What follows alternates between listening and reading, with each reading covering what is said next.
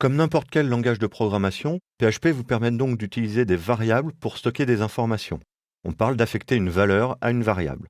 Dans l'exemple que l'on a fait précédemment, les 3 variables que l'on a définies contiennent des chaînes de caractères, mais on va vite se rendre compte que la chaîne de caractères ne permet pas de stocker n'importe quel type d'information et qu'il va nous falloir plus de choix possibles. On a donc introduit des types pour les variables qui vont définir leur comportement, la façon dont on peut les utiliser et les traiter. Le nombre de types que reconnaît PHP est relativement limité. On peut les classer en 2 grandes familles. D'une part, la famille des types scalaires, c'est-à-dire ceux qui peuvent être affichés directement par le navigateur, parmi lesquels on retrouve le type booléen, le type entier, le type décimal et le type chaîne de caractères. Ensuite, il existe des types plus complexes, comme les tableaux, le type array, les objets ou les ressources. Alors pour illustrer cela, on va faire quelques exemples. Donc on va reprendre la variable toto, $toto.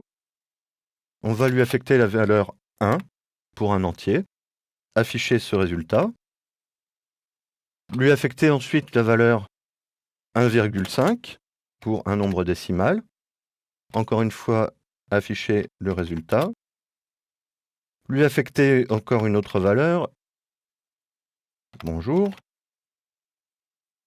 encore afficher le résultat, lui affecter la valeur d'un tableau cette fois-ci. Alors là, la déclaration est un peu différente puisqu'il faut préciser que l'on définit un tableau avec le mot-clé array et on met à l'intérieur les différentes valeurs que l'on veut donner. Donc tab 1 et tab 2 par exemple.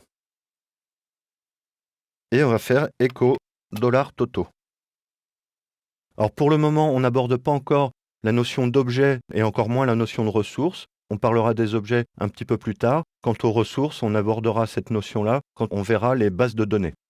Alors, on va faire autre chose. On va définir une nouvelle variable, $retour,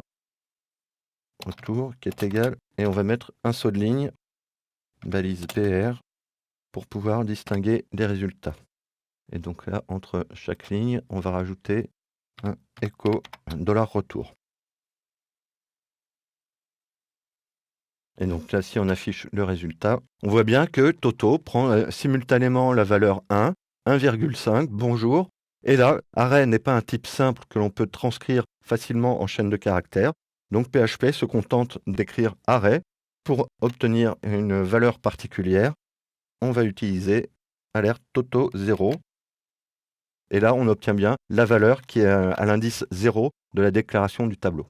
Alors, un point particulier, c'est que vous voyez qu'ici, on utilise toujours la même variable pour stocker et afficher les différents types de données. Ça veut dire qu'en PHP, le type de variable est dynamique et léger et souple, c'est-à-dire qu'on n'a pas besoin d'affecter un type précis à une variable, et surtout, la variable peut changer de type en fonction du contenu qu'elle reçoit. On dit donc que PHP est un langage à typage faible et dynamique. On peut noter, et là on va introduire une nouvelle notation, qui va être printr, et si on lui passe comme paramètre $toto, ça va nous permettre d'afficher une représentation textuelle de la structure tableau toto. Donc à l'indice 0, tab 1, à l'indice 1, tab 2. Donc le printr qui va vous permettre d'afficher le contenu de variables dont le type est complexe. Pour terminer, un petit mot sur les objets. Alors, on va très peu aborder la programmation objet au cours de cette formation. Non pas que ce ne soit pas intéressant, bien au contraire, mais cela dépasse, selon moi, le niveau que l'on peut attendre pour l'apprentissage de PHP. Alors, un objet se déclare avec le mot-clé classe, puis le nom, obj, et entre accolades, la définition de l'objet. Donc, on peut lui passer des propriétés, donc public $var est égal à bonjour, private $hidden est égal à non, et function oui, echo $this hidden. Donc une fois qu'on a créé notre classe, on peut l'instancier. Donc $toto est égal à new obj, echo $toto var, echo $toto hidden,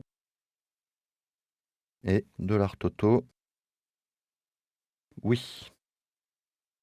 Si je sauvegarde et que je vois le résultat dans le navigateur, on voit que j'ai une erreur. Ça m'affiche bien bonjour, mais là j'ai une fatale erreur. Cannot access private property. Donc ça c'est une caractéristique des objets, donc de la programmation objet. C'est que ici j'ai déclaré 2 propriétés pour mon objet, une propriété publique et une propriété privée. Et la propriété privée n'est pas accessible en dehors de l'objet lui-même. Donc ici, c'est cette ligne-là qui me renvoie une erreur. Donc si je la supprime, voilà, cette fois ça m'affiche bien bonjour, puis non, puisque ici c'est bien depuis l'objet qu'on va appeler la méthode oui, qui elle aura le droit d'accéder à la propriété hidden.